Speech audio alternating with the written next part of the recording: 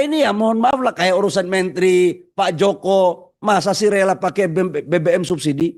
Malu dikit lah Pak Joko ya, kau kepala SKK Migas gaji kau kan tinggi gitu. Yang terjadi, saya ikut rombongan Bapak Presiden untuk tur ke Amerika, Jepang, ke Timur Tengah. Kami sudah punya feeling waktu itu. Segera kita melakukan diversifikasi. Dan saya ambil dari Angola, kemudian dari beberapa negara di Afrika untuk menutupi kebutuhan 20-20% crude kita dari Middle East. Makanya begitu terjadi ketegangan geopolitik di sana, kita nggak ada persoalan tentang crude. Sampai kemarin kita melakukan tanda tangan dengan Rusia, Amerika. Ibarat kata dari negara mana aja gue ambil. Ke negara kita kan negara bebas aktif. Nggak boleh ada satu negara untuk memaksa negara kita harus mengikuti cara mereka. Nggak boleh. Jadi mana yang menguntungkan untuk kita, itu yang kita lakukan. Itulah Bapak Ibu semua, kenapa kemudian waktu 2-3 bulan lalu ada uang, belum tentu ada barang. Ada barang, belum tentu ada uang. Apalagi nggak ada uang, pasti nggak ada barang. Itu udah pasti. Dan itu kemudian kita otak-atik. Nah pertanyaan berikut adalah kenapa BBM kita nggak naik untuk subsidi? Bu ingat Bu, Permen, nah ini supaya Indef juga tahu nih. Peraturan Menteri ESDM tahun 2022, negara itu menjaga harga minyak terutama subsidi, utama subsidi.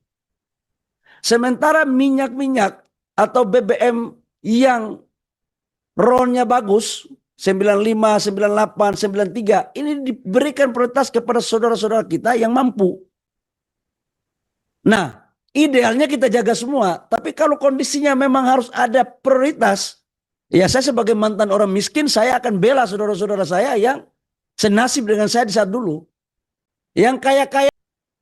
Jadi macam mana negara dalam kondisi kayak begini, kita juga masih minta untuk BBM yang saudara-saudara kita yang mobil bagus-bagus disubsidi. Macam mana?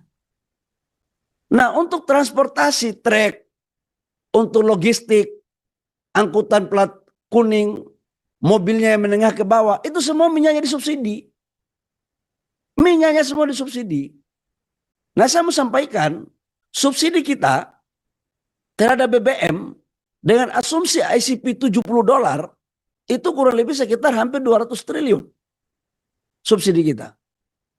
Nah pertanyaan berikut adalah, saya selalu dikatakan oleh para pakar, saya anggap Indef ini orang pakar semua. Saya mau menggunakan kesempatan ini, saya mau menyampaikan tentang bagaimana cari duit untuk menutupi penambahan subsidi. Orang kan selalu mengatakan bahwa ini nanti keuangan negara akan terkerus. Bagaimana caranya? Nah ini saya mau beberkan di sini. Bapak Ibu semua, total subsidi kita, ICP $70, itu kurang lebih sekitar 200 triliun. Ya 170 sampai 180 triliun. Sekarang dengan asumsi ICP $70, pendapatan negara kita 10,8 miliar US dollar. Ada nggak slide-nya? Nah, pangkat kau turun lagi nih. Ini bahaya di Indef, ini hanya kepada Tuhan kita percaya. Manusia butuh data. Jadi jangan sampai gue ngomong kalian nggak kasih datanya. Di dalam target APBN kita, ICP $70 itu pendapatan negara itu 10,8 miliar US dollar. Ini Pak Samad sebagai anggota Komisi 11 ini coba diluruskan kalau ada yang keliru ya. Kalau ICP-nya naik menjadi $100, itu pendapatan kita 17,6 miliar US dollar. Kalau ICP kita di $90, itu pendapatan negara 14,3 miliar US dollar. Nah pertanyaan berikut adalah, kenapa kita tidak menaikkan BBM subsidi? Dari mana uangnya? Bapak Ibu semua, negara telah memutuskan atas saran Bapak Presiden, ICP sampai dengan $100, itu berarti kita menambah subsidi kurang lebih sekitar 230 sampai 250 triliun rupiah. Dari mana uangnya? Yang pertama adalah ketika kita naikkan ICP-nya menjadi $100, berarti ada pendapatan negara tambahan dari target APBN itu sekitar 7 miliar US dollar.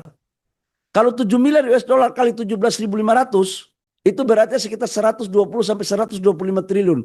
Kira-kira begitulah, kalkulator siapa yang bagus cepat diketik.